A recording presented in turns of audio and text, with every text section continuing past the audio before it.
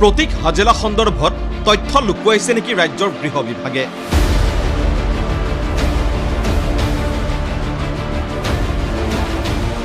গৃহ বিভাগে সদনত আশ্ৰয় লৈছে নেকি মিথ্যাচাৰৰ? প্ৰশ্ন NRCৰ প্ৰাক্তন সমন্বয়ক হিতেশ দেৱ শৰ্মাৰ।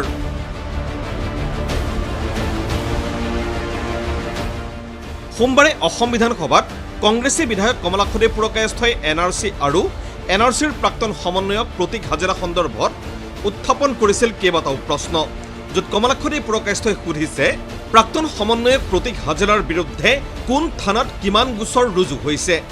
গৃহ বিভাগৰ উত্তৰ, হাজেলাৰ বিৰুদ্ধে পল্টন বজাৰ থানাত ৰুজু হৈছে 3টা গোচৰ। সদনত এই উত্তৰ দাখিলৰ পাছতেই সামাজিক মাধ্যমত চৰকাৰে মিথ্যাচাৰৰ আশ্ৰয় লোৱা বুলি মন্তব্য কৰিছে NRCৰ প্ৰাক্তন সমন্বয়ক হিতেশ দেৱ শৰ্মাই। প্ৰাক্তন সমন্বয়কগৰাকীৰ দাবী, হাজেলাৰ বিৰুদ্ধে পঞ্জীয়ন নকৰাকৈ পেলাই থোৱা হৈছে 5খন এজাহাৰ। এয়া প্ৰতীক হাজেলাক বচোৱাৰ আপ্ৰাণ চেষ্টা।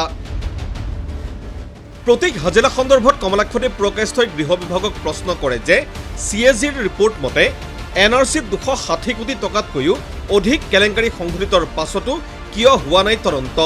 প্ৰতীক হাজেলাই কেনেকৈ লাভ কৰিলে VRS? এই প্ৰশ্নৰ উত্তৰত সদনত গৃহ বিভাগে দাখিল কৰা তথ্য অনুসৰি প্ৰতীক হাজেলাক চৰ্ত সাপেক্ষে স্বেচ্ছামূলক অৱসৰ গ্ৰহণৰ বাবে দিয়া হৈছে অনুমতি। অভিজিৎ শৰ্মাৰ গোচৰৰ ভিত্তিত হাজেলাৰ বিৰুদ্ধে চলি আছে নিয়মীয়া তদন্ত। কিন্তু গৃহ বিভাগৰ এই উত্তৰত সন্তুষ্ট নহয় কংগ্ৰেছী বিধায়ক কমলাক্ষদেৱ পুৰকায়স্থও।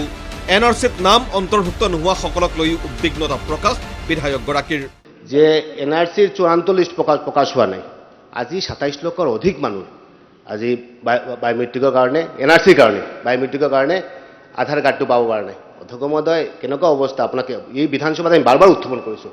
আপুনি কিবা কমিটি এখন চিফ মিনিষ্টাৰসকলে কমিটি এখন বনাই দিছিলে আমাৰ পাৰ্লামেণ্টাৰী এফেয়াৰ্ছ মিনিষ্টাৰ দি কেনে শেষ হ'ব বুলি কিবা অফিচ মেম'ৰেণ্ডাম কোৱা হৈছে। আজি অধ্যক্ষ মহোদয়, এনেকুৱা এটা অৱস্থা হৈছে যে চাকৰিত এপ্লাই কৰিব পৰা নাই, ৰেচন কাৰ্ডৰ কাৰণে ৰেচন কাৰ্ড পোৱা নাই। এটা বিভীষিকাৰ এটা পৰিৱেশ হৈছে। হাজেলাৰ বিৰুদ্ধে BIOত গোচৰ থকা বুলি স্বয়ং ৰাজ্য চৰকাৰে স্পষ্ট কৰাৰ পাছতো কিয় উত্থাপন হৈছে এনে প্ৰশ্ন? সেয়াহে তাৎপৰ্যপূৰ্ণ। Bureau' report ND24।